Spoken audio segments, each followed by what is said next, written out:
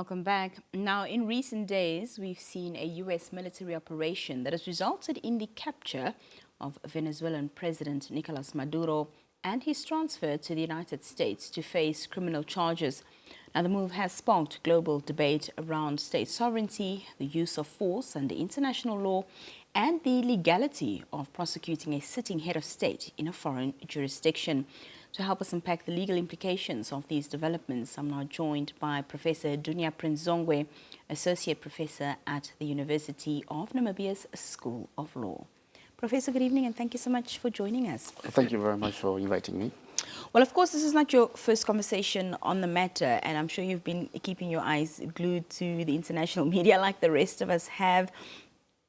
And this, situation and stories unfolding really quickly. We saw as well earlier today, I saw reports of Maduro actually making his first appearance in a New York court as well. And we really want to just focus this evening on the legal aspect on this matter. And from conversations that we've been having locally, there's been a lot of reference made to the United Nations Charter as well as the customary international law.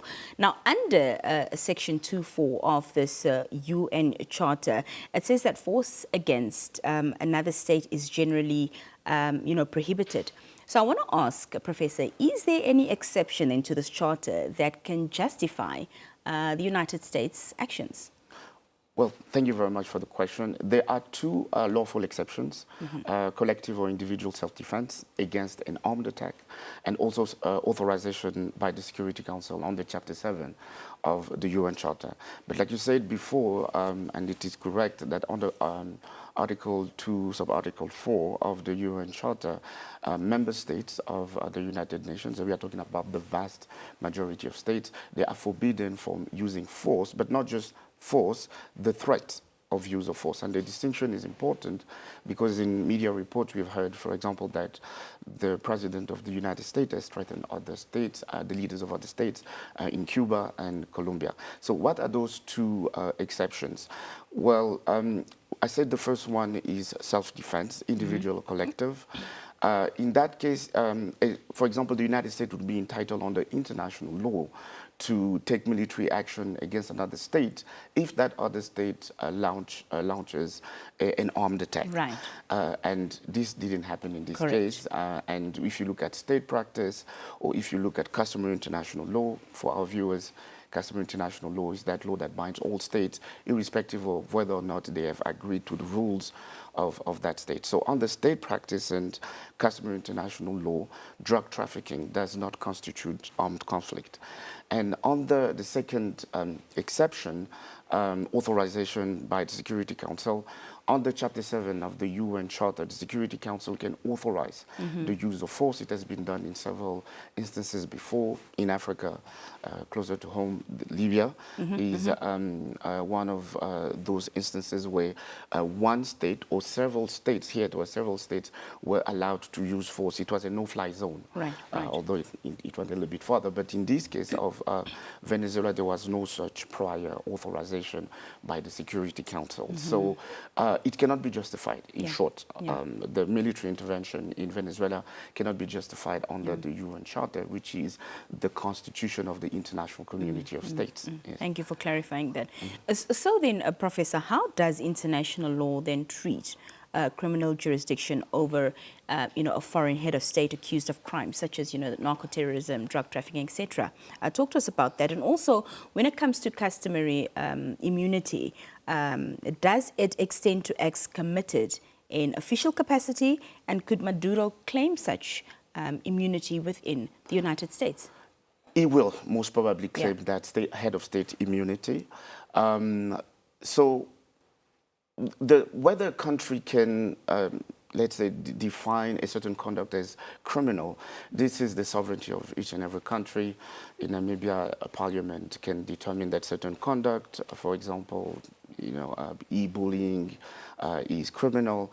So a country can, in certain circumstances, also decide that it will have extraterritorial jurisdiction.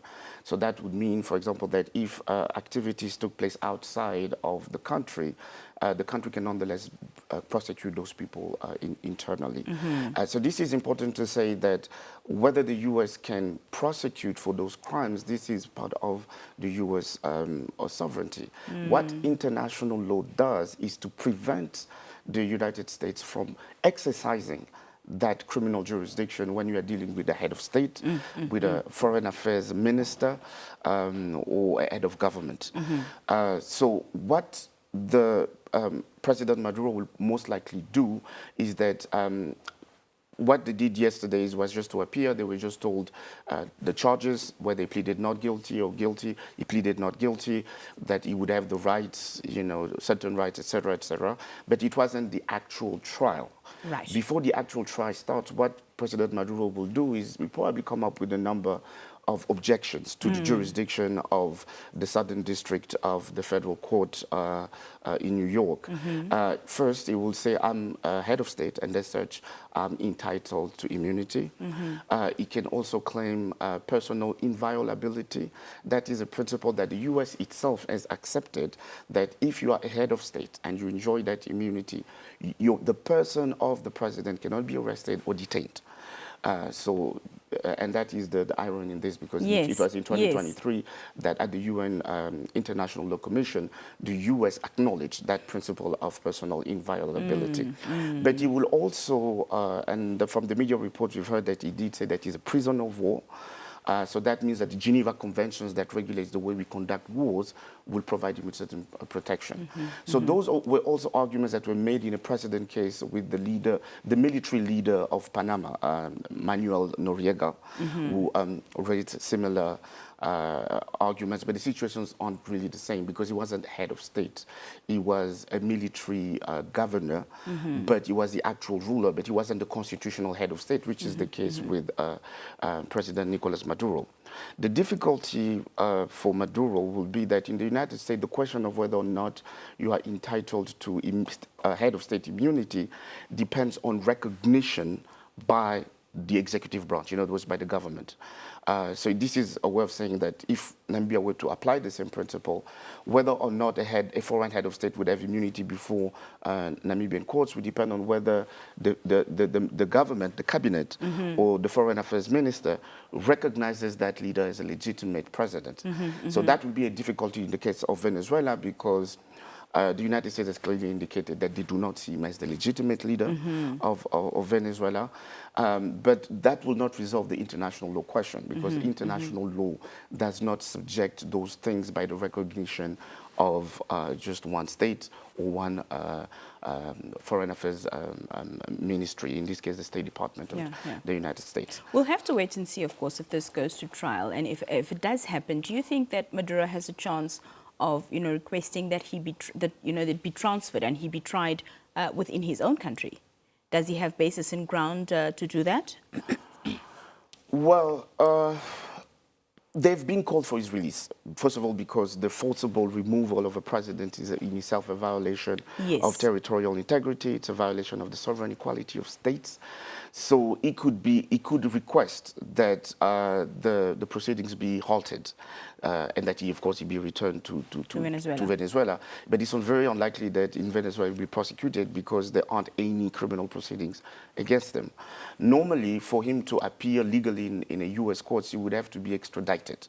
But extradition requires consent between two states, either bilateral treaties or international multilateral treaties. Multilateral treaties in Latin America, they have the Inter-American Model Extradition Treaty. In Namibia, there is the International Cooperation in Criminal Matters, which, for example, allow Namibia or South Africa to bring people accused in one or the other country of criminal, of crimes, to be brought to those countries. So normally, for it to have been done legally, it would have been, there should have been an extradition treaty between the two countries, and then Venezuela would have to surrender President Maduro to the United States. That hasn't happened. What seems to have happened is an abduction. The difference is consent. With one, you need a handshake between two nations, and with the other one, abduction, you just need a gun. And so that's the difference.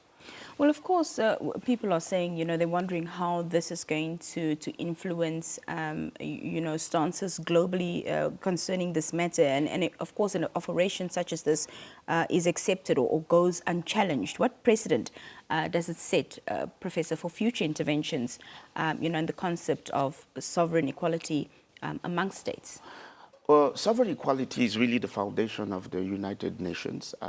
The UN Charter was passed in 1945, creating the United Nations after the Second World War. And the idea was that we would not repeat the mistakes or the wars that happened during, it was 1939 and then 1945. Now, the precedent, I think there's a general consensus that it is a bad precedent. The spokesperson of the Secretary General of the United Nations, Guterres, the Secretary General, did say that it is a bad precedent, and he did mention that he's deeply concerned that international law has been violated. So what is that precedent? The precedent, it's a dangerous logic, is that if in one country they believe that you have committed a crime, then that would justify military action in another country where you find yourself, even if you're a head of state.